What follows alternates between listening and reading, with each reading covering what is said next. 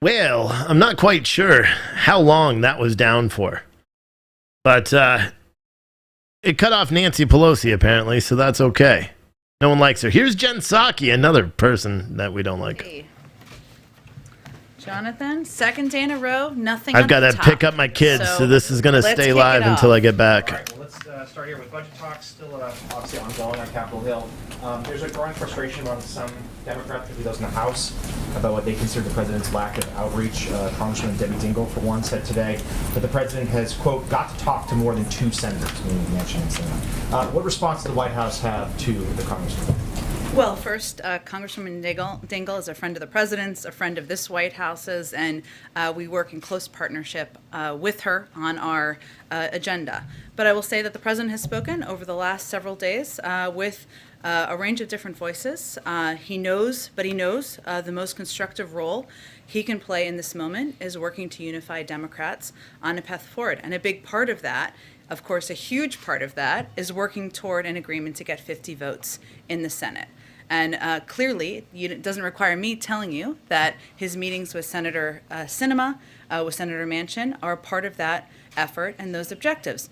I would note that I just saw Congresswoman Jayapal on television conveying something similar to what I just said, which is that that's a constructive role for him to be playing in this moment. I can also assure you that the president looks forward to speaking with, continuing to work with Congresswoman Dingell and a range of members of the caucus. But right now he's focused on what the most constructive role he can play to move these 2 pieces of legislation forward.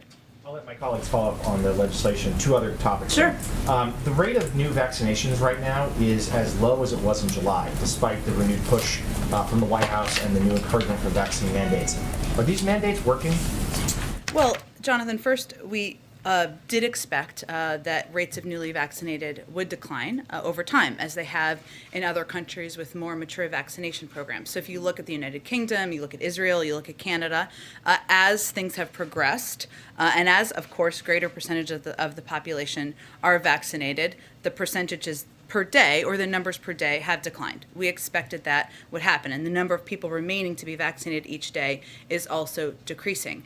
But we've also seen, and in our view, that the requirements that we have announced we're putting in place, that many companies and institutions and organizations have put in place, are working. So I'd remind you that the OSHA requirements, or the OSHA regulations, which we hope to have more detail on in the coming weeks, have not yet even been implemented for businesses of over 100. But already to date, a number of companies, institutions, organizations have put in place requirements where we have seen rapid increases over a short period of time in vaccination rates. So one of the reasons the president made that announcement 2 weeks ago is because he knows we need to do more. We're going to continue to do more, and we're hopeful that that will be an impactful step as well. Okay, and last matter, the ATF nominee, David Chipman, gave an interview today in which he said he did not hear from the White House again after being told that he was going to be the nominee until he was told that he wouldn't be the nominee. And he's quoted as saying he felt like he was on an island and there was no plan B to get his nomination through. Did the White House drop the ball on this? Well, first, we share David Chipman's frustration that he wasn't confirmed. We felt that he was absolutely qualified, uniquely qualified in many ways, as somebody who had worked both at ATF and also for a number of gun safety organization over time. And there was only one. But we also knew, and we were clear-eyed about nominating anyone, even anyone as qualified as him. There's only been one confirmed ATF director in history because of Republican obstructionism. We moved historically quickly. There was a whole team of multiple people behind him.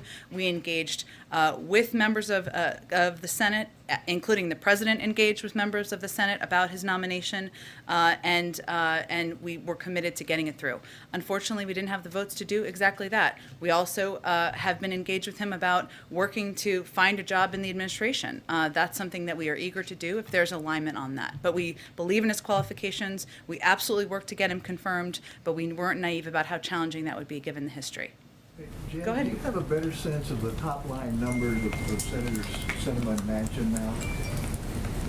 I would point you again to Senator Sinema and Senator Manchin. I would say, Steve, I certainly understand your question. We knew that it would be a compromise, and that's exactly what it is. And as you know, the president has spent a great bit of time, relatively so, but given nothing more precious than the time of the President of the United States over the last 2 days, engaging with each of these senators about the path forward. But I would leave it to them to describe what they're comfortable with. Frustration here that you really don't know what their bottom line is. Well, that's part of the discussion. We don't really have the luxury to be frustrated around here. If you were easily frustrated, which is probably the wrong line of business for you. But I would say the president knew that this would require a range of discussions, negotiations, long conversations. He's obviously been through this before, 36 years in the Senate, 8 years as vice president, and even the success he's had to date as senator getting the American Rescue Plan through. We knew that. Especially at this point in the process, and that's what he's spending the majority of his time doing. Also why he pulled down his trip to Chicago today. Thank you. Sure, go ahead. Have they come to an agreement behind the scenes on a top line number? Again, I'll leave it to them to describe exactly what they're comfortable with and where they sit. But I mean, with the White House, have they come to an agreement on a top line number? What our objective is, Caitlin, is working to determine what the path forward looks like. We knew that would require compromise. We knew that would require negotiation, and sometimes all sides giving a little bit. That's what we've been discussing, but I'm not going to outline private conversations in more detail. Does the president want an agreement on the legislative text by tomorrow? Well, I think you're asking me probably because of Speaker Pelosi's comments, I assume. One, I would say the president trusts the Speaker and her assessment of what her caucus needs to win this vote. Our objective here is winning 2 votes, getting these 2 pieces of important legislation across the finish line, because we know the impact they'll have on the American people. We know they'll lower costs for people. We know they will be a huge down payment toward addressing our climate crisis. They'll lower taxes for 50 million Americans, and he wants to get both done. We certainly trust Speaker Pelosi. We're working in lockstep and around the clock to get both of these pieces of legislation done. I would say it's only 2:46 now. We have lots of time left in the day. It may not feel that way. Lots can happen, and that's what we're working toward. Based on the conversations that he's had with Senator Manchin and Senator Sinema, since we know that there have been plenty of them, does he feel that progressives can trust them to support the bigger package? Well, I can't speak for what members of the Progressive Caucus feel will make them confident about the path forward on reconciliation. Does the president feel that the progressives can trust Manchin and Sinema?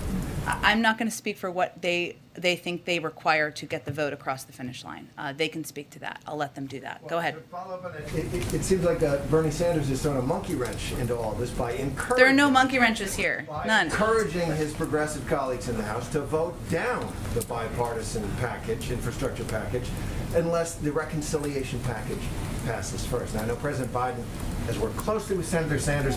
What happened here, and how much damage has it done? Well, we're in the middle of it here, Terry. We're not done with this. The president has been clear about his commitment to getting both pieces of legislation passed, both of them through. So right now what we're navigating through and we're working through is how we can get agreement, of course, 50 votes in the Senate on a reconciliation package. That's what we're discussing here. We have to see what senators are comfortable with and if everybody involved is comfortable with it to get enough votes to get it across the finish line. Well, right now, Senator Sanders is telling his progressive colleagues, vote it down. Vote down the bipartisan infrastructure package, kill the whole thing. Well, I'm not going to speak for Senator Sanders, but I would say that there's more context of what a number of members of the Progressive Caucus are saying. What they want is they want a number. They want to understand what the path forward is on the reconciliation package. And ultimately, our objective here is to work towards unity, work towards an agreement. That's in process. We're not there yet, but we're working on it. On the other end of the ideological spectrum in the Democratic Party, Senator Manchin has said that he doesn't think the tax incentives and subsidies for renewables are needed right now, that they're not. The president obviously proposed those in his initial package. He proposed a range of ideas in his initial package. I'm not going to negotiate from here. What we're looking to do is determine how we can get more than 50 votes to get this historic passage across the finish line. Bill? No commitment on those? I'm not negotiating from here. I could otherwise say this is in, this is out. We're not going to do that from here. We're obviously at a precarious and important time in these discussions. One more on another issue.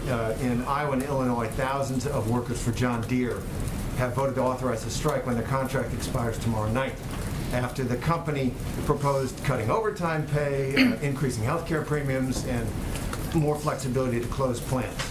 John Deere has made $4.7 billion this year. That's a record for that company. The CEO is paid $16 million a year. That's a 160% pay raise. Is the president of the administration on top of this? Are they aware of that labor dispute? And what's the president think in general of companies like John Deere raking in the cash, spreading it around to top executives and investors, but not to workers? Well, as a policy and for legal reasons, we don't weigh in on individual labor disputes. So let me say that first. And there have been others in other cases. We, of course, are aware of this particular case. I will say, broadly speaking, which I think you were also asking me about, yes, the president is deeply concerned when he sees companies making record profits, padding the pockets of CEOs, and expressing concern about paying a little bit more so that we can invest in our workforce, invest in cutting costs for the American people, invest in the climate crisis. That's deeply concerned. That's one of the fundamental reasons he thinks we need to make the tax system more fair and believes that companies can do that without passing on costs to the American people. Go ahead, Weijia. Jen, thank you so much. To follow up on what Terry was asking about, Sure. Senator Sanders, over the summer, the president released a statement after he initially linked the two bills, reconciliation and the bipartisan infrastructure. And he said initially that he wouldn't sign one without the other and that they were in tandem. But when he released a statement to clarify, he wanted everyone to know these are two separate bills. So has the president directly asked the Progressive Caucus not to make voting on BIF conditional on reconciliation? The president has said the same thing privately as he said publicly. He wants to get both of these pieces of legislation passed. He also understands, and it's not a secret, how anyone, whether they're a member of the Progressive Caucus or more of the Moderate Caucus, what their views are on what their priorities are and that what they feel they need to understand and needs to happen in order to move these forward. What his focus on is now is how we can move both of these pieces of legislation forward and make sure that both of them are done to move his agenda forward. Does he view the progressives as linking them, though? They've made clear in their statement that these two are inseparable. So is he okay with that? The president wants to get both pieces of legislation through. And also he knows from doing this a few times, many, many times, that ultimately it's not more complicated than needing enough votes to get legislation across the finish line. That's what we're working to get done now. Members of Congress are not wallflowers. They have a range of viewpoints.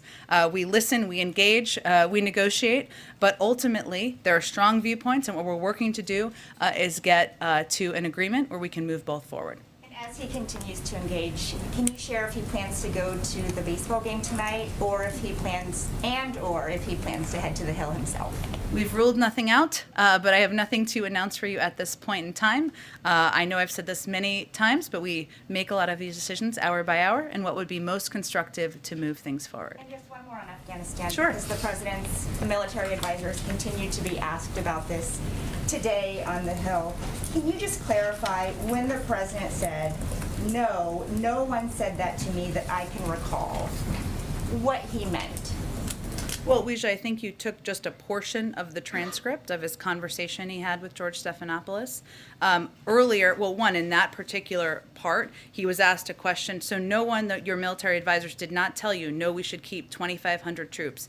It's been a stable situation for the last several years. We can do that. We can continue to do that. No one was suggesting that over the long term that we could keep 2,500 troops and that would be sustainable over the long term. You heard today Secretary Austin and you heard Chairman Milley convey exactly that. There would be impacts. We would need to increase troop numbers. We would face the threat and a potential war with the Taliban. There could be more casualties. There was not a single option that was presented that did not have risks, major risks, including those, and that would maintain the status quo of 2,500 troops over the course of the long term. So it was about sustainability. He was not saying that nobody told him 2,500 should remain. Well, Weijia, I don't think we need to dumb this down for people because this is a really important issue. What we're talking about here was an initial recommendation in the short initial period of time of having a troop presence that would continue. Not a surprise, the recommendation over the course of the last 20 years from the military has been to maintain a troop presence. You could argue that's their job to maintain that. The president's view, when making a risk assessment, when reviewing his options, was that he did not want to escalate the number of troops we had in Afghanistan. He did not want to risk losing more troops. He did not want to go back at war with the Taliban. So he evaluated that was not in our national interest. That was the decision he made. I also think it's important to note, which some of the context of this is missing, is that the recommendation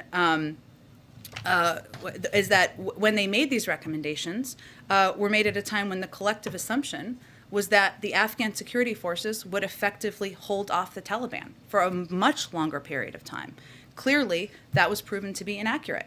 That was an inaccurate assumption. So there was a recommendation by some of 2,500 troops for a short period of time under the assumption the Afghan National Security Forces would maintain, they would fight, they would be in the lead. They were not. And as Chairman Milley also stated today, we would have needed 5,000 troops alone to protect Bagram, as we were 5,000 troops to protect Bagram alone. And that does not include what would have been needed to hold Kabul. So I think it's important to understand the context here too. Obviously, we know a lot more now than we knew several months ago, and there was no credible option to keep an ongoing presence of 25 troops over the long term. And what's clear now is that it would have been much higher than that, and they conveyed that today. Go ahead. Thanks, Jen. On reconciliation, progressives staked out a new number that we hadn't heard before today. One source told me that anything less than $2.5 trillion would be very tough to swallow. Did the president play a role in getting progressives to toss around a number like that? Well, I would say that we have had about 260, probably more like 300 now engagements with a range of members and their offices over the course of just September, including a range of progressive members and their offices. I think it's pretty clear we're in the middle of a negotiation and that everybody's going to have to give a little. So I will let them speak to what they might be comfortable with, what they'd be comfortable supporting and voting for, but certainly we knew that part of this would be potentially coming down in numbers. And then, can you still cover all of the priorities in the president's bill with a figure that is smaller than 3.5? And are there areas where things could be scaled back that are being looked at right now? One specific one there's been some talk about is community college. Is that an area that's being looked at? And is there maybe something with canceling student debt that could be a remedy for that?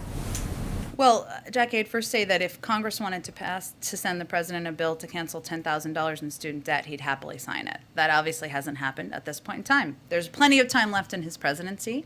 I understand why you're asking. Yes, it would require some numbers coming down, just the math, the pure math. Should the number be lower than 3.5? And obviously, negotiating the number is part of what's happening at this point in time. But right now, they're also talking about what that looks like and what would be impacted. That's a live conversation, so I'm just not in a position to get into more detail from here. So, since the parliamentarians struck immigration out of this, Yeah. is there a new plan to address that in a different sort of immigration push? And part of that, is there anything new on the border that the president's going to tie into that? Into the reconciliation package? Well, no, because the reconciliation package cannot include the immigration Right. provisions that were part of that. Is Sure. there going to be some different push? Well, maybe it will prompt a greater push on the Hill for comprehensive immigration reform. I mean, I think this news just came out from the parliamentarian just a couple of hours ago, or maybe even less time than that. And certainly it's a reflection of the fact that senators went back to look for another option that could be accepted by the parliamentarian. But these members have indicated that they are committed to getting immigration reform done. We are committed to getting immigration reform done. This, I expect, would renew a look for what the vehicles and options may be. Go ahead, Kelly. How would you describe the president's view right now about the trust factor within the Democratic Party? There seems to be a lot of public venting of concern about broken promises and not being certain from some members about what the end game looks like. What's the president's sense of the state of trust within the party right now? I think the president, and we all understand this to be an expected part of the process at this moment in time. Members have strong feelings about what their priorities are.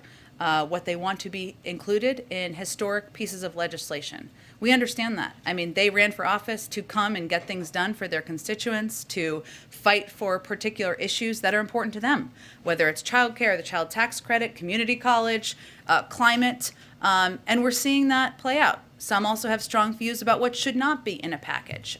So we understand that many members are looking to know and have confidence in their priorities moving forward. That's what we're seeing play out now. I don't know that the president has an assessment of trust. He just wants to be an arbiter between all the members, key components of the party on how we can get this done and move it forward. And how are you advising him of what the sort of the end phase of this will look like? Should we expect to see the president more publicly talking about these issues? Will we see him, in a more front stage role? So since you can't talk about the negotiating behind the scenes, what tea leaves should we be looking for to signal where this is going to finally, the plane be landed at some point? You mean in advance of something passing or after something passing? Yeah, Before. Look, I think it's important for people to remember. I mean, the president announced these bills or announced these proposals back in the spring. Big major speeches he gave. He's spoken about it dozens of times publicly. We've sent the cabinet out through the course of August to also make the case. I think what you're going to continue to see for this moment of time, Kelly, is a lot of these private conversations and discussions with a range of members about how to move things forward. And yes, he's the first to tell you that we need to continue to communicate with the American public about what's in these packages. But if we're talking about this period of time, over the next 24 hours or so, I would expect you to see him continue private conversations, and that's how he'll spend his time. Go ahead. Yes, thanks, Jen. How confident is the White House at this point of a vote on infrastructure tomorrow, or do you think that could slip into next week? Have you gotten any assurances? Or? Well, this is why we all came to Washington. It's like an episode of a TV show. I'm not in a position to look in a crystal ball here. Which TV show? Maybe The West Wing. If something good happens, maybe Veep. If not, I'm not sure. I will assess tomorrow where we stand. In all seriousness, Catherine, we're not in a position. I said before it was 2:46. It's 3 o'clock now. Expect our team, the president, just to give you an update, is going to be working around the clock the rest of the today, overnight, into tomorrow morning. And we're going to be working in lockstep with Speaker Pelosi. He trusts her implicitly. He knows that she knows what her caucus needs. There's a shared commitment to winning this vote. But right now, I just can't look into a crystal ball quite yet. And General Milley, does President Biden still have confidence in him and his role, given his conversations with the press that he talked about? If he spoke about President Trump, will he speak in the same way about President Biden? I would say first, he absolutely has confidence in Chairman Milley. He's worked side by side with him over the last 9 months through clearly some difficult times, difficult decisions in his presidency. He has a different relationship with Chairman Milley than I expect President Trump did. I can't speak to that relationship, but he does have trust in him. And one really quickly, Alabama's governor wants to use COVID relief dollars to build new prisons in the state. Is this something that the White House will weigh in on or try and move to stop this? I'm just prisons in general, or? The reporting is that they're looking to build prisons. I would be surprised if that was the intention of the funding, but I'm happy to check with our COVID team and see what the parameters are on that. Go ahead. More broadly, does the president have confidence in each and every member of his national security team? He does.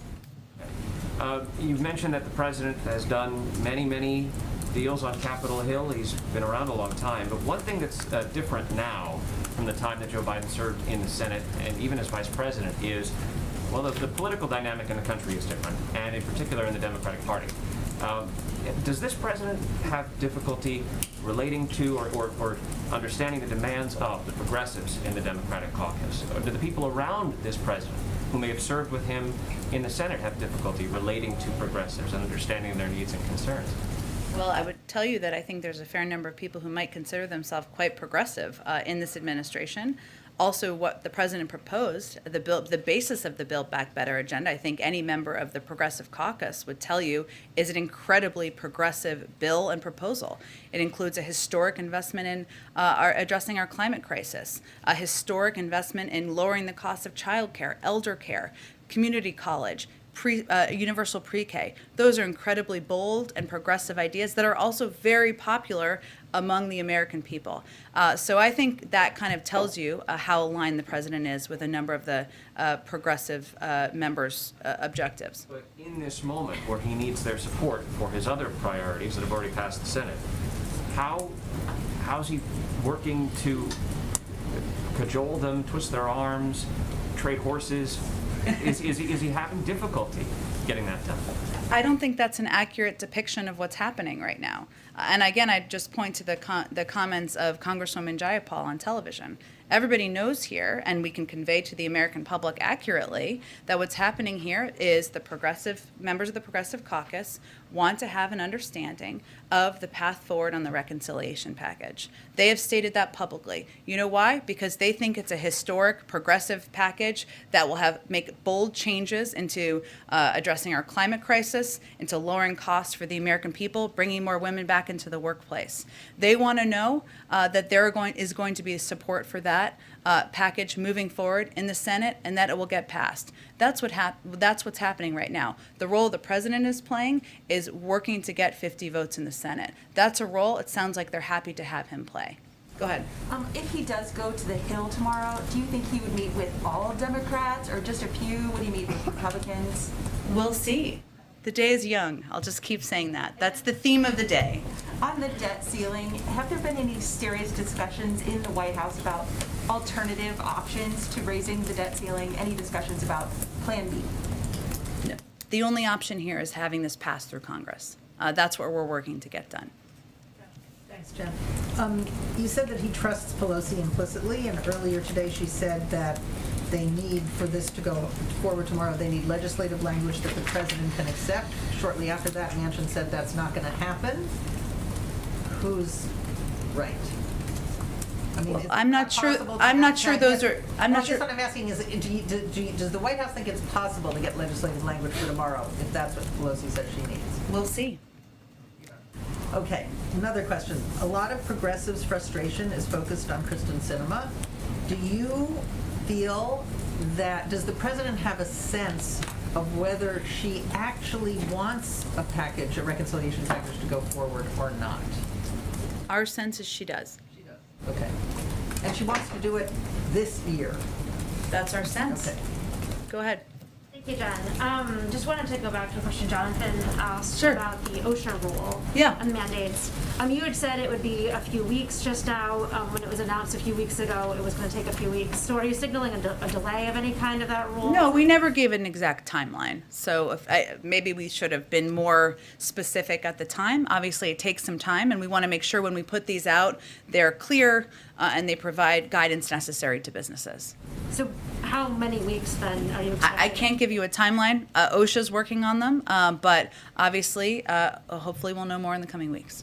And I have a question on the governor's race. When the president's legislation and his performance was invoked in a debate last night, does the White House see the Virginia race as a referendum on the president's agenda?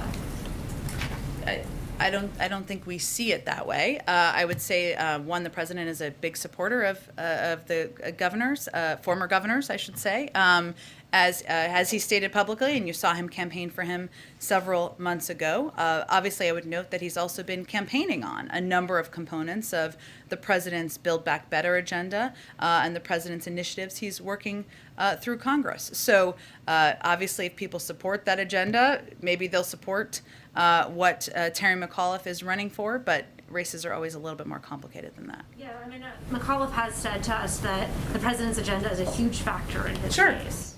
Does that square with? Sure, we'd agree with that. All I'm conveying, and I obviously have limitations on how much political analysis, or little to none would be what the lawyers would tell me I can do from here. But clearly, and we would agree, he is running on and lifting up a number of key components of the president's Build Back Better agenda. And that is something that he agrees with. He's clearly stated he thinks would be good for the people of Virginia. We agree. It's also true there's lots of dynamics in political races. And then you had just mentioned that today is a precarious day for the president. Can you expand on that a little bit, what you meant by precarious? Well, what I mean by that is that you've all asked me some very good and excellent questions about what's going to happen tomorrow, and I can't give you a concrete prediction of that. So I think that's why I said that. Go ahead. Sort of following on that last exchange, you have called, other people obviously have called today, this sort of moment that we're in this week, a pivotal moment for regular Americans who don't sort of understand the sort of nuts and bolts of the process here. Why is tomorrow a deadline? Why should tomorrow be a deadline? Why shouldn't there be an option to keep working until next week or the next month or next year to get these things done? Why are we in this situation? And does the president think that tomorrow is an important deadline that can't be moved? Well, I also think it's important, since you gave me the opportunity, for the American people to understand all of the pieces that are happening right now, right? We're working I'm happy to have you do it, but obviously the debt ceiling and sure. the government spending is in a different category where there are actual deadlines. But I'm talking about the BIF and the infrastructure and the reconciliation package. Is there a reason that has to happen in the next 24 hours? Look, I think for American people who are watching, or they're reading your newspapers or watching your television shows, what they should understand is leaders in Congress set timelines for votes when they hope to gather the votes to push legislation forward. Does it mean, and obviously the Speaker made clear that she's evaluating what's next, and we will work in lockstep with her over the course of time. But our objective is to win the vote when the vote happens. No, there's not. I think what she has spoken to, which I would point to, is the expiration of the surface transportation bill, which certainly does happen tomorrow, and something that Speaker Pelosi has alluded to. But, we're hard at work. We're working to get this agenda done. And beyond that, we're just working toward when the timeline was set by the leadership in Congress. If it doesn't happen tomorrow, you expect that there will be other opportunities to vote on both of the pieces of his agenda in the days and weeks ahead, or do you see that as a kind of moment where it then becomes impossible beyond tomorrow? Let's let tomorrow happen, but the president is committed to getting his agenda done. So is the Speaker, so is the leader in the Senate, and will remain in lockstep working with them to do exactly that. Go ahead, Karen. What role is Vice President Harris playing right now in the negotiations on the reconciliation bill? She has been active in making calls to members and engaged with our legislative team, and we're all hands on deck here and working to get this done. Is she in the room when the president's meeting with Senator Sinema and Manchin yesterday? I'd have to check. Obviously, she has her own schedule of events and meetings and things she does, and she obviously engages with the president sometimes and separately at times. I'd have to check if she was in those meetings yesterday. I want to go back to something Kelly had asked, but also, is she going to go up to Capitol Hill to do any meetings in person? We'll see. Day-by-day evaluation. Stay tuned. To Kelly's question, we haven't heard from the president since Monday. You said a few moments ago that there are many ideas in the reconciliation plan that are popular among the American people. You say that a lot. We've heard the president talk about this. Does the White House not see value then, right now, in this crunch time, in the president talking publicly about those ideas as a way to put pressure on some of those lawmakers? Well, these ideas are already very popular, thanks to all the work that's been done, and thanks to the fact that when they were proposed, they were meeting huge needs that the American people had been talking about for some time, including addressing the cost of childcare, of elder care, of college, of preschool for families, of addressing the climate crisis, of rebuilding our roads, our railways, and our bridges. These are things the American people, regardless of the political party, support and continue to support at huge majorities in most cases. So there's nothing more valuable, as I said earlier, than the president's time. And right now, the best way we can use his time is to have these conversations with members at this pivotal time to get things across the finish line. I promise you he will be out there talking about these policies and these initiatives, how they help people, how they lower costs for the American public in the weeks ahead. But in this moment, we had to make an evaluation of the best way to use his time. Go ahead. Thanks, Jen. How are the White House and the federal government preparing for a possible shutdown tomorrow? Just in contingency plans. You just said that there's only one possible way forward on this, but also that you cannot predict the actual outcome of tomorrow. On the debt limit. Yes, there's one possible way forward. On the CR, our intention is to on the government shutdown, I should say, our intention is to get a CR passed so that we do not shut the government down. Of course, OMB has been preparing for any contingency. They have been over the last period of time and preparing to update contingency plans as needed. And we know, and one of the reasons we want to absolutely avoid a shutdown is that they are costly, disruptive, and damaging. The CBO estimated that the 2019 partial shutdown cost the economy $11 billion, or about $31.4 million per day. And what's more, that cost estimate doesn't even include other harmful effects, including more than 6,000 firefighters battling ongoing wildfires would not receive a paycheck. About 43% of HHS employees and 60% of IRS employees would be furloughed. Some Americans attempting to secure an FHA loan could face unnecessary delays. Veterans would face additional unnecessary delays in assessing some crucial services. There's many more examples of what the impact would be, even as we have worked to minimize it and worked, of course, our objective is to ensure we avoid it. And then yesterday, Tesla CEO Elon Musk said that the government should avoid regulating cryptocurrency at all. This comes just as after last week the Chinese Communist Party banned all cryptocurrency in the country. The Biden administration and Congress have obviously included some crypto provisions in the infrastructure bill itself. What is your view of, or the White House's view, I guess, of regulating cryptocurrency at the moment? And what are your reactions to, I guess, Musk's comments? I don't have any reaction to his comments. They don't impact our policy, I would say. I guess that's my reaction. But beyond that, obviously, the regulation of cryptocurrency is up to the Treasury Department, Congress. I'll leave it to them to speak to it. Go ahead. Thank you, Jen. I have two questions. This is on reconciliation. You've said ever since this package was unveiled that the number would come down, it would be a compromise. But earlier this week, Speaker Pelosi told her caucus that they're rushed now because she only last week found out that the $3.5 trillion number was not viable. So what got lost in translation there? Nothing. That's what happens in the end stages of a negotiation and a discussion. And what Speaker Pelosi is evaluating and has been is the same what we have been evaluating. How can you get enough votes to get a piece of legislation passed? And ultimately, you need the majority. And as the Speaker of the House and the leader of the Democratic caucus, that's part of her job. Well, was she not under the impression, as it appears the White House was, that the number would have to come down in order to secure those votes? Well, we've always said there would be a compromise. There would need to be. And I would leave it to her to speak to what she felt was necessary. But I think it's also pretty standard in the last 10 days or 2 weeks of a discussion or negotiation for people's positions, their bottom lines, including within a caucus, to be clarified. And then on the debt ceiling, you've said that the president has engaged hundreds of times with lawmakers on these legislative packages on reconciliation and on infrastructure, but that is trillions of dollars in new government programs. And I'm wondering what the rationale was to negotiate all of these new packages before there was a deal to raise the debt limit to pay for existing government spending. Well, I'm glad you said that, because there's some confusion about that sometimes, not from you, but none of the discussion about the debt ceiling has anything to do with the discussion about additional programs. Look, I think the president's view and our view has been the debt ceiling has been raised 80 times in a bipartisan fashion over the course of history, including 3 times during the prior administration, even right after the passing of $2 trillion in tax cuts that were not paid for. So in his view, this is something that has been done in a bipartisan manner. It should be something that is not political, because everybody should believe that we need to protect the full faith and credit of the United States.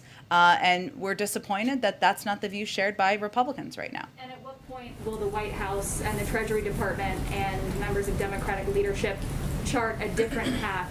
At what point will it become clear whether you're going to get 10 Republican votes or not? Well, we're working on options now. You've obviously seen Leader Schumer look to move forward with Democrats. We're being blocked on that effort currently by Senator McConnell. I almost demoted him by accident. By Senator McConnell, by Senator Cruz, and others. And what's so absurd about this is that these are individuals, especially Senator McConnell, who have made very clear in the past about their concerns and the risks of the U.S. government defaulting. This is why it's never happened in the past. It would have a huge, devastating impact on our economy. He knows that. He stated that publicly. He still won't vote for it, and he still is trying to stop us from raising the debt limit. If that's not politics, I don't know what is. But the debt limit was last raised 2 years ago, so should some of these conversations have started earlier to avoid being in this crunch time with 3 weeks left? Well, again, I think it often goes down to the wire, especially with the debt limit, especially with basically almost any piece of legislation. It is something that has happened in the past in a bipartisan manner, and obviously that would have been our preference. Go ahead. Was the president surprised that Senator McConnell has taken this tact with the debt limit? Surprised is an interesting way to phrase the question. I understand it. Look, I think he's disappointed, more than surprised, and that's because he's someone that obviously he has known for a long time. He's worked with on legislation and on initiatives in the past. There are obviously clear areas of strong disagreement, and that's okay. The president's clear-eyed about that as well. But at the end of the day, protecting the full faith and credit of the United States, ensuring we're paying our bills, ensuring we're not going to have a devastating impact on American families, we're not going to see the markets drop, is something that there should be bipartisan support for, and there has been historically. So, disappointed. Go ahead. Given how things have gone with companies putting vaccine mandates in place, does the White House view this as a positive sign for how its own mandates for federal workers and larger companies is going to be treated? We do. We see it as a good sign and as a model. And there have been, some of these companies have been much bigger, larger companies where they have effectively implemented these mandates and requirements. And for the most part, we have not seen a mass exodus of employees. Yes, individuals have decided not to get vaccinated and then have therefore no longer been employed. That's nobody's preference. But for the most part, we've seen an increase in vaccinations in these companies, which makes workplaces more healthier, right? People feel more confident in these workplaces. Is also good for the economy, which is something that Goldman Sachs predicted, that the country would see a positive impact on employment as a result of the president's policy. We're seeing that in companies. A lot of these CEOs have spoken to that. Mark Zandi, chief economist at Moody's, said the evidence across the countries is that more vaccinations means fewer infections, hospitalizations, and deaths, which in turn means a stronger economy. Justin Wolfers, economist at the University of Michigan, said, viewing Biden's vaccine mandate as simply economic policy, it's surely the cheapest and most powerful economic stimulus ever enacted. So we have seen in a lot of places, and let me just give you an example because it's a really good one. United Airlines is obviously a huge company, 67,000 employees. They lost 593 employees, or decided not to get vaccinated, less than 1%. They're at a very high vaccination rate. That's a good sign, and we're seeing that in many companies across the country. At the same time, the president's poll numbers on COVID have dropped. As well as concerned about that, how does it plan to address that issue, specifically because having people trust his opinion on this is a big question of people following public health guidelines? Well, we think it's more a reflection of people being sick and tired of COVID. Tired, some of that is a reflection of people who are vaccinated being frustrated that there is still a percentage of the population who are not vaccinated, and that's impacting their daily lives. There was an assumption several months ago, before the rise of Delta, that we would be over and through it and back to normal at this point in time, and we're not. And that's frustrating, and that's impacting people. Ultimately, as the president has said many times, the buck stops with him. The way to solve it is to continue to get more people vaccinated, get people's lives returning back to normal, and that's what we're working on every day. Go ahead. Thank you. One on Afghanistan, one on Haiti. First of all, 12 Democratic senators are asking the president to establish 2 leadership positions, one in the presidency and one at state, to deal specifically with the humanitarian crisis in Afghanistan. And implied in that request is that, there's more to be done than just resettling Americans, and that the White House still has unfinished business or maybe hasn't done it properly. So I guess I would just ask, what do you make of that request and of that allegation? We agree that there's more work to be done in Afghanistan, it's important and imperative that humanitarian assistance is able to reach the people of Afghanistan. This is an issue that the president raised with the UN Secretary General when he was at the UN General Assembly just last week. This is one of the reasons also that we've been working so hard with the Qataris to ensure there are flights operable that can get into the country to get this humanitarian assistance out to people in the country. We do have a range of officials who are working on exactly this from the State Department and from the White House. I don't know the specifics more of this particular request, but we agree there's more work to be done. We have staff who are committed to doing exactly that. Haiti, I just need a reaction to Haiti's prime minister dissolving the electoral council and delaying elections until 2022. And then secondly, there's a perception among the Haitian community in Haiti that the U.S. government paid their government to take the migrants back. I just wanted you to clear that up. Is that true? So first the PM and then did the U.S. government pay for? Well, on the second piece, that is not true.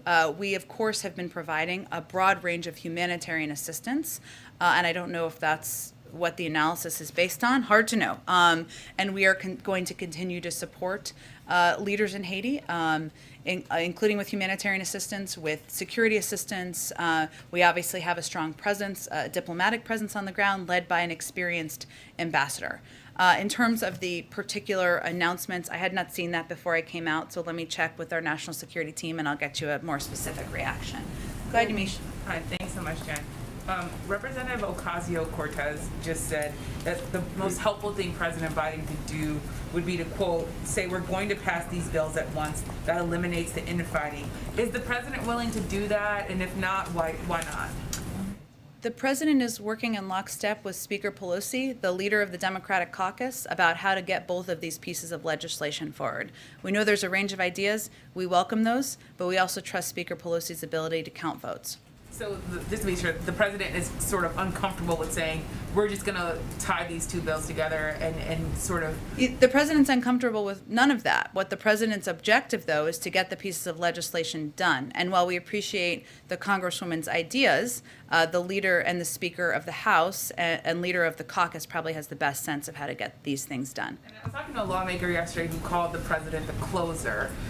I wonder if the president himself sees himself that way. Does he see his role as being the closer here?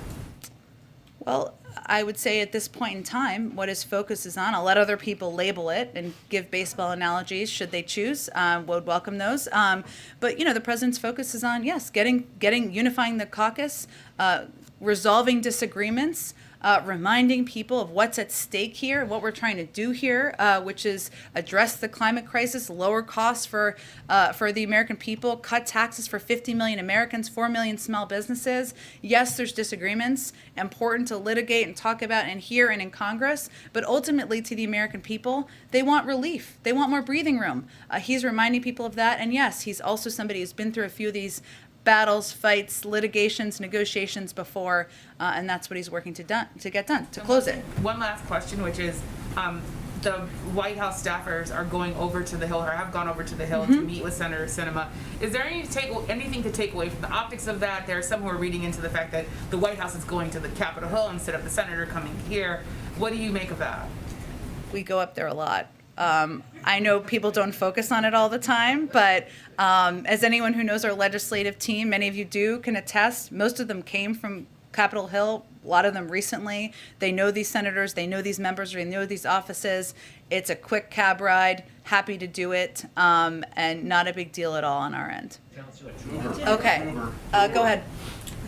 Jen, I have something else, but a quick point of clarification in response to what you said to Chris when he asked you about the president's poll numbers in COVID. Yeah. You said that the way to solve it is to continue to get people vaccinated, get people's lives back to normal, and that's what we're working on every day. Did you mean by that that's part of the way to bring the president's poll numbers up on that issue? Yeah. Okay. I mean, what we're talking about here is people's frustration around COVID and that they're still living through difficult times. Life is not, they're still worried about their kids going to school. They're worried about vaccine requirements in workplaces and wanting to know that they're safe. They're worried about their grandparents. That's frustrating. That's hard. That's emotionally exhausting. We recognize that. The best thing we can do is to continue to plow ahead, work to get more people vaccinated, more companies implementing mandates, and do more to get the pandemic under control. Sure, and speaking on the companies and the mandates, I hear what you're saying on the coming weeks in OSHA, but for businesses who are looking at this and wondering when they reasonably can expect that this rule will go into effect, should they interpret coming weeks as sometime this year? What should they make of that?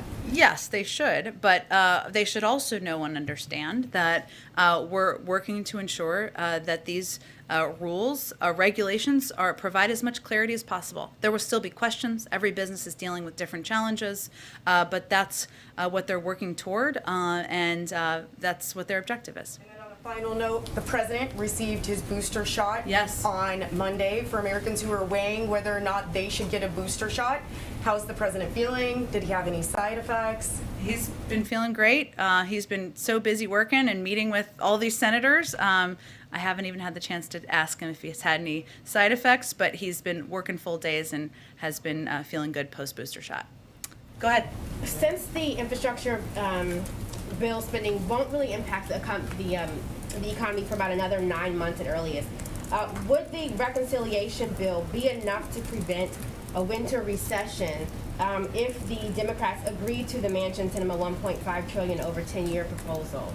I don't think anyone's projecting a winter recession. OECD is not, the Federal Reserve is not, our economists are not, in large part because of the plans we've already put in place. We've had historic growth that's doubled, the projections have doubled over what they were just in this past December. What these bills are designed to do is help address challenges over actually the long term. They're intentionally designed that way, to address inflation over the long term, to address rising costs over the long term, to address some of the challenges people face, whether it's childcare, elder care, the cost of college over the long term, to address the climate crisis. So that's exactly how these pieces of legislation are designed. They're not designed to inject immediate stimulus into the economy.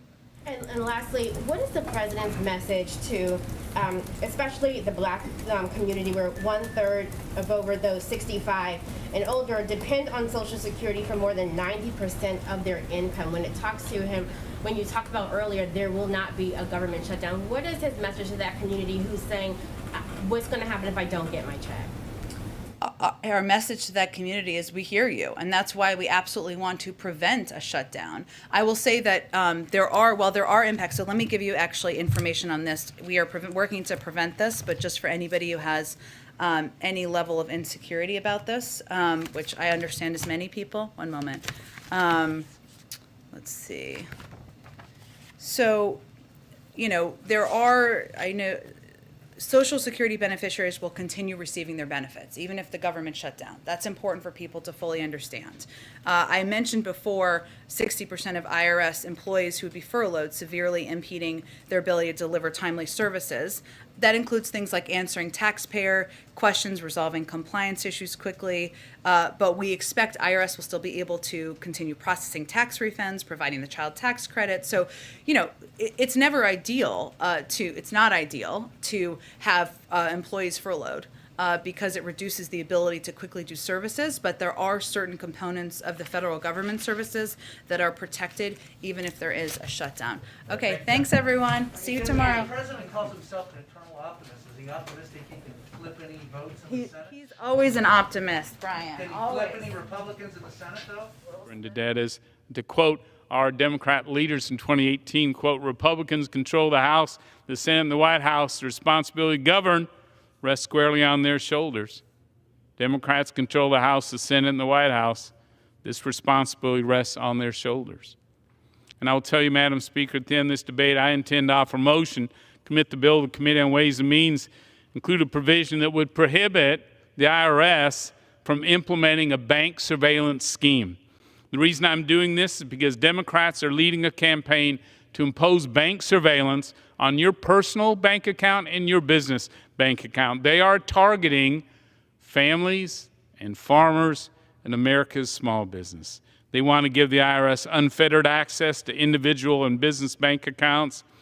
It's an outrageous intrusion into the private lives of all Americans, and they want to do that because they think they can raise money to lift the SALT cap, to give tax breaks to millionaires, to create tax havens for billionaires against the very tax hikes that they're proposing.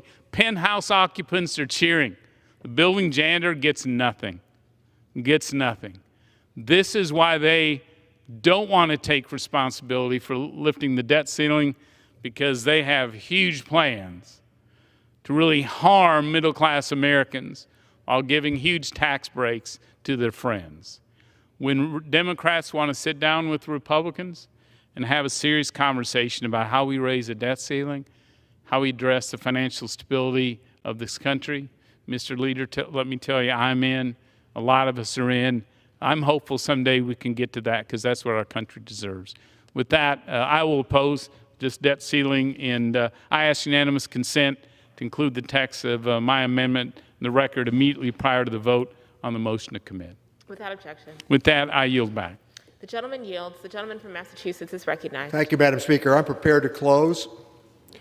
So we keep hearing from our colleagues that somehow we're asking them to co-sign a loan.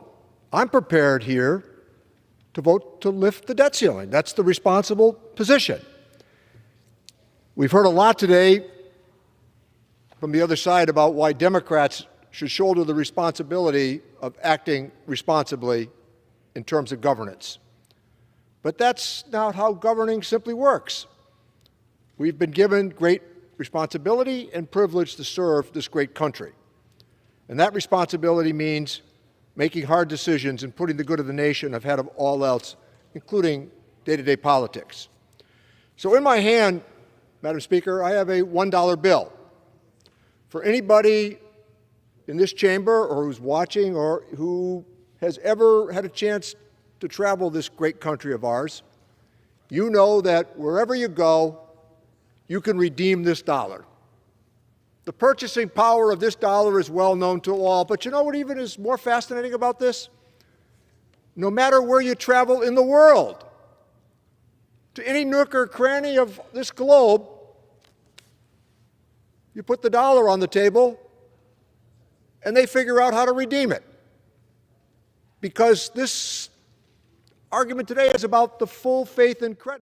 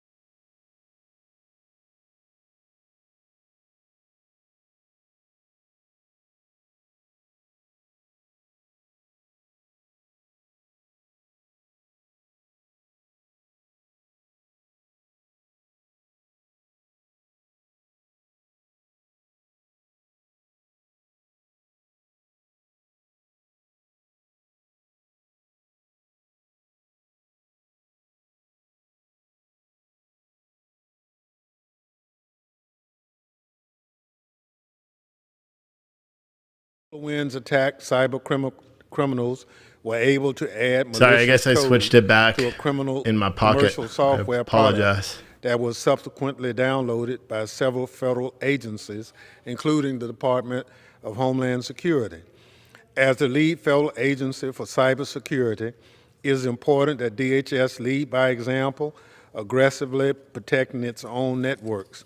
To that end, H.R. 4611 would enhance the department's ability to protect its networks by modernizing how it buys information and communications technology or services. H.R. 4611 directs DHS to issue department-wide guidance to improve visibility into the supply chain for software purchase from new and existing contractors.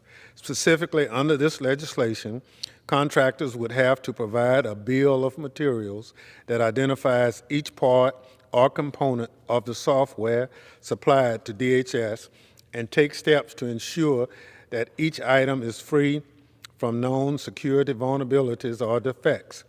The bill of materials process is akin to the listing of ingredients on a package of food.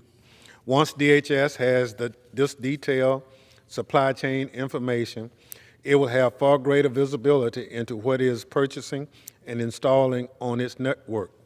With this information, DHS can take more timely action to mitigate risk associated with software on its network. Importantly, H.R. 4611, which was introduced by my colleague from New York, Mr. Torres, requires DHS to instruct personnel on how to enforce the new requirements to hold contractors accountable. Finally, the bill requires the Government Accountability Office to review the department-wide guidance and assesses how it aligns with President Biden's recent executive order on improving the nation's cybersecurity. As the President stated in this order, the federal government must take decisive steps to modernize its approach to cybersecurity to keep pace with today's dynamic and increasingly sophisticated cyber threat environment. I could not agree more. Enhancement of H.R. 4611 would be a decisive step toward providing DHS's ability to prevent, detect, and respond to cyber attacks on its own networks. With that, I urge my colleagues to support this legislation and reserve the balance of my time. Gentleman reserves. The gentleman from Mississippi, Mr. Guest, is recognized. Thank you, Madam Speaker. I yield myself such time as I may consume. The gentleman's recognized. I rise today in support of H.R. 4611, the DHS Software Supply Chain Risk Management Act of 2021. As we have seen over the past year, our software supply chains are increasingly vulnerable. It is vital that the Department of Homeland Security does its part to ensure that software in use by the Department and its contractors are secure. This legislation will help DHS better understand and track the software and systems in use by its contractors so that it can better mitigate risk within the software supply chain. I urge members to join me in supporting H.R. 4611, and I reserve the balance of my time. The gentleman reserves. The gentleman from Mississippi, Mr. Thompson, is recognized.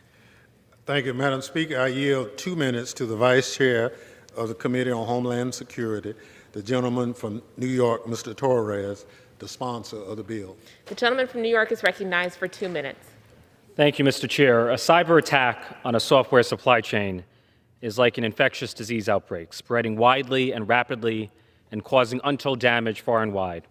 The SolarWinds espionage campaign against the United States, which spread surreptitiously through a software product, represents the greatest intrusion into the federal government in the history of the United States. SolarWinds should serve as a wake-up call. The United States government can no longer take for granted the safety of the software it uses. The federal government must be proactive in identifying and correcting cyber vulnerabilities, and as the lead agency on cybersecurity, DHS in particular must emerge as the gold standard. I am therefore proud to partner on a bipartisan basis with my colleague, Representative Andrew Garbarino, to pass H.R. 4611, the DHS Software Supply Chain Risk Management Act of 2021. H.R. 4611 would require the DHS Undersecretary for Management to issue department-wide guidance that in turn requires DHS contractors to submit a software bill of materials identifying the origin of each component of software provided to DHS. DHS should know the precise origin of the software it uses, whether a software component comes from a questionable firm that fails to follow best practices in cybersecurity, whether it comes from a hostile nation state intent on planting backdoors. Homeland Security can easily die in darkness, and the purpose of H.R. 4611 is to bring greater light, greater transparency to the software supply chains, which for far too long have been left wide open to cyber espionage and sabotage. We owe it to ourselves to learn from the experience of SolarWinds. For those who fail to learn from history are doomed to repeat it. I yield back. Yields. The gentleman, Mr. Thompson reserves. The gentleman from Mississippi, Mr. Guest, is recognized. Madam Speaker, I have no further speakers, and I urge members to support this bill, and I yield back the balance of my time. The gentleman yields. The gentleman from Mississippi, Mr. Thompson, is recognized. Thank you, Madam Speaker. Madam Speaker, I yield myself the balance of my time. The gentleman is recognized. As the lead agency for cybersecurity, DHS has taken steps to increase public awareness of software vulnerabilities routinely exploited by malicious cyber actors. To identify and manage these types of vulnerabilities on its own network, DHS needs better visibility into the supply chains of the software it possesses. Enactment of H.R. 4611 would ensure that DHS has access to the information it needs to enhance its ability to manage the risk to its own networks. With that, I urge my colleagues to support H.R. 4611, and I yield back the balance of my time. The gentleman yields. The question is, will the House suspend the rules and pass the bill, H.R. 4611, as amended? Those in favor say aye. Those opposed, no. In the opinion of the chair, 2/3 being in the affirmative, the rules are suspended, the bill is passed, and without objection, the motion to reconsider is laid on the table. Madam Speaker.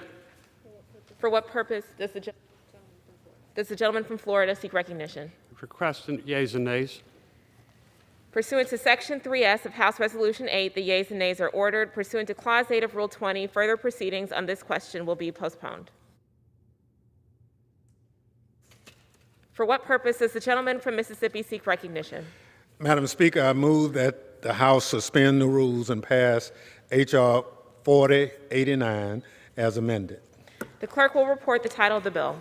Union Calendar Number 84, H.R. 4089, a bill to direct the Secretary of Homeland Security to develop and disseminate best practices for rental companies and dealers to report suspicious behavior to law enforcement agencies at the point of sale of a covered rental vehicle to prevent and mitigate acts of terrorism using motor vehicles and for other purposes. Pursuant to the rule, the gentleman from Mississippi, Mr. Thompson, and the gentleman from Mississippi, Mr. Guest, each will control 20 minutes. The chair recognizes the gentleman from Mississippi, Mr. Thompson. Thank you, Madam Speaker. I ask unanimous consent that all members have 5 legislative days to revise and extend their remarks and to include extraneous material on this measure. Without objection. Madam Speaker, I yield myself such time as I may consume. The gentleman is recognized. Thank you, Madam Speaker. I rise today in support of H.R. 4089, the Darren Drake Act. This month, the nation observed the 20th anniversary of the September 11th attacks. Next month, we mark the 4th anniversary of the deadliest terrorist attack to be carried out in New York City since 9/11 attacks. In that attack, a lone wolf, inspired by ISIS, rammed a rented truck into pedestrians and cyclists who were out enjoying a sunny Halloween afternoon on a pathway that ran along the Hudson River. That attack took the lives of 8 people and injured 11 others. One of the victims of the attack was Darren Drake, a 32-year-old bicyclist and the namesake for this important legislation. While it's not within our power to bring back Darren Drake or the 7 other victims of this tragedy, we do have the ability to learn from this event to better address the threats of vehicle-based attacks. H.R. 4089, introduced by my colleague from New Jersey, Mr. Gottheimer, seeks to ensure that rental vehicle facilities, like the one where Darren Drake's killer rented a truck, are better equipped to prevent vehicle-based attacks. Specifically, the Darren Drake Act requires the Department of Homeland Security to develop best practices for vehicle rental companies and dealers to report suspicious behavior in a manner that protects civil rights and civil liberties.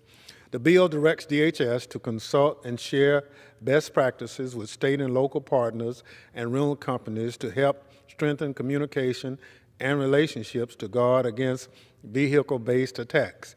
H.R. 4089 is a common-sense measure that acknowledges that vehicle rental companies are important partners in efforts to prevent vehicle-based terrorist attacks and provide them with the tools to identify suspicious behavior and notify authorities. With that, I urge my colleagues to support the Darren Drake.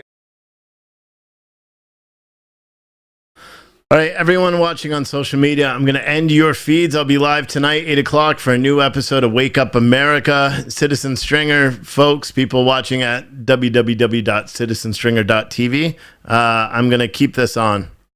So we'll see you soon. Remain